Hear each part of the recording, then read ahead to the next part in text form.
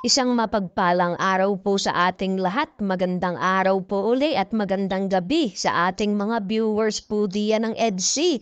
Mega love shout out po sa ating lahat at kamusta po kayo? Good news! Beyonce, pag-aaralin ni Edu dahil dito. Beyonce, pumayag na. At Kalinga Prab nagulat sa plano ni Edu kay Beyonce. Ano po kaya ito? So yan po yung ating pag-uusapan at tatalakayin ngayong araw mga kalingap. At kung bago ka pa lang po sa ating munting YouTube channel, palike and share and subscribe na po para lagi po tayong update sa ating mga video. At paalala po mga kalingap, bago po tayo magbigay ng ating komento at opinion, tapusin po muna natin ang kabuuan po ng ating video. At suportahan din po natin ang mag-ama na matubang na si Kuya Bal at Kalingap Rab. Sa mga araw-araw po nila na pagtulong sa ating mga kababayan, lagi po nating suportahan at imaraton po. Kasi nakikita naman po natin mga kalingap kahit po napakahirap ng kanilang pupuntahan, naandyan pa rin po sila handang tumulong sa ating mga kababayan.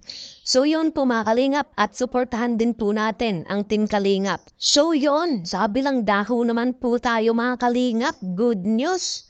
Beyonce, pag-aaralin ni Edu dahil dito. Beyonce, pumayag na. Ano po kaya ang naisipan po ni Papa Edge? At Kalinga Prab nagulat kay Edu sa plano kay Beyonce. Alamin po natin yan mamaya mga kalingap. Pero bago po natin mga kalingap, pag-usapan po yan, pag-usapan po muna natin ng EDC nga po ngayon. Paganda na nga po ng paganda ang daloy po ngayon ng EDC. Kitang-kita po natin na halos napaka-sweet na nga po ni Beyonce at ni Edu sa kanilang relationship. At gusto nga po nila i-private pero wala naman po silang magagawa mga kalingap kung bakit itatago pa po nila. Kasi makikita din naman po natin sa halos social media na talagang nagiging maganda na po yung kanilang daloy kahit po itago nila sa kanilang mama at papa malalaman din po. Kaya grabe mga kalingap, alam naman natin na talagang ito yung inaabangan po natin, yung talagang magkameron po sila ng label sa kanilang relationship. Ngayon nga po mga kalingap, natupad na po yan. Pero ang gusto nga po ni Beyonce, parang isusurprise kung saan po talaga gagawin yung ganitong bagay. Kumbaga ililigal nga po mga kalingap. Ang sabi naman po ni Papa Edge, gustong-gusto na nga po niyang ipaalam sa magulang po niya ni Beyonce at na hindi na rin po magulat. At grabe mga kalingap no, kung napanood niyo po yung latest upload po ni Kalingap Rab, yung pagkapit kamay po ni Edu sa kamay po ni Beyonce ay talagang marami po ang kinilig po diyan. Ang dami po mga nag-comment na ating mga viewers na lalo na po sa mga ginagawa po ni Edu po ngayon.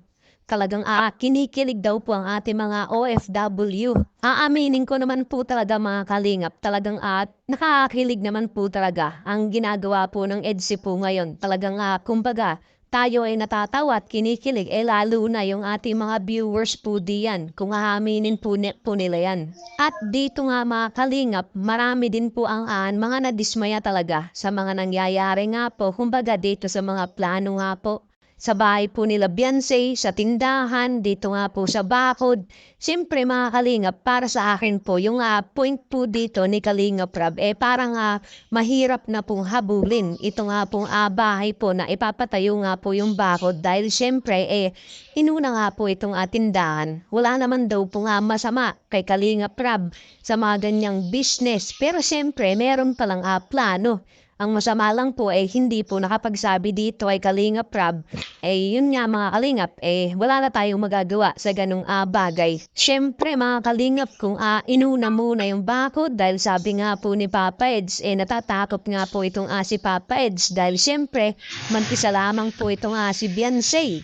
Tapos pagka inahatid nga po, pag nadaan wala pa pong ilaw, di ba mga kalingap? Alam naman natin na marami po yan yung masasamang loob po yan na nag-iisip, lalo na po dito sa pamilya ni Beyonce. Alam naman po natin na mapera, 'di ba mga kalingap? Pero sana wag naman po nga mangyari po yun. Kaya nga talaga ang plano nga po ni Kalingap Rob patayuan po ng bahod. 'Di ba po mga kalingap? Grabe na po talaga ang pansisecure dito kay Beyonce ni Kalingap Rob at saka ni Papa Eds. Talagang gustong-gusto nila na mapadanda palalo ang buhay po ni Beyonce. So yon mga kalingap, sa kabilang dako naman po tayo. Mapunta po tayo dito kay Edu. Good news mga kalingap, Beyonce pag-aaralin. Dahil dito, Beyonce pumayag na po. At Kalingap Rob nagulat nga po sa plano ni Edu. Dito kay Beyonce, ano po kaya yan at alamin na po natin. Dito nga po mga Kalingap, napasabi nga po si Kalingap Edu na talagang gusto na nga po niyang i-secured ito nga pong si Beyonce sa pag-aaral nga po at talagang siyempre, nandito na po sila sa posisyon na talagang magiging priority na nga po. Ang gusto lamang pong patunayan ni Papa Eds ay talagang handang-handa po siyang sumugal kahit sa pagdating po sa ganyang pag-aaral gagawin po talaga ni Papa Eds. Makuha lamang po itong si Beyonce po natin. Grabe naman po mga kalingap, ito pong si Beyonce talagang nakaka-proud po talaga.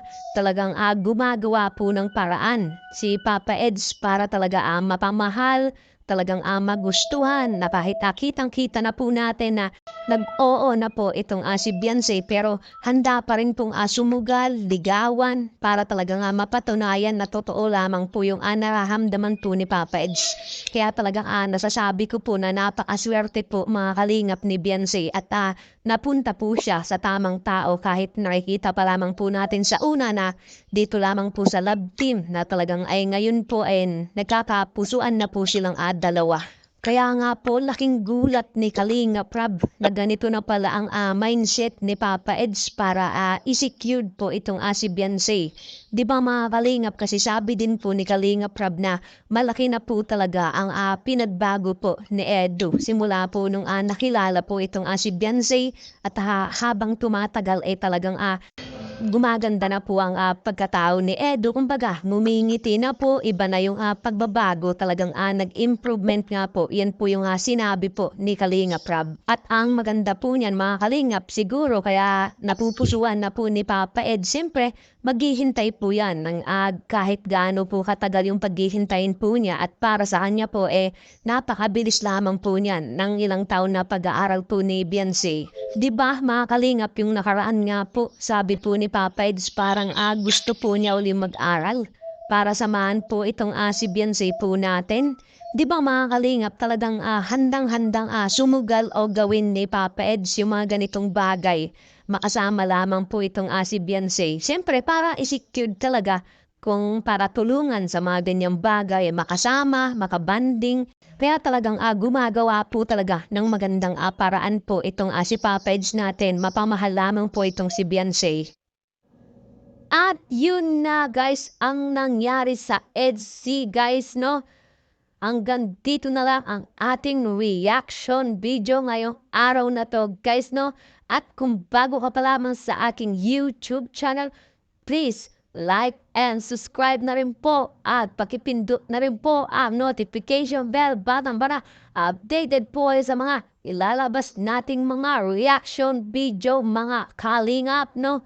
At suportaan po natin ang buong kalingap na si Kuya Balsads Matubang, Ate Ana Vlogs, Kalingap Rob, at buong Kalingap team at mga Kalingap Reactor guys, no? Hanggang dito na lang ang ating reaction video. Maraming salamat sa panonood. Stay tuned lagi at maraming salamat. I love you all. Mwah mwah. Chup chum. Bye-bye.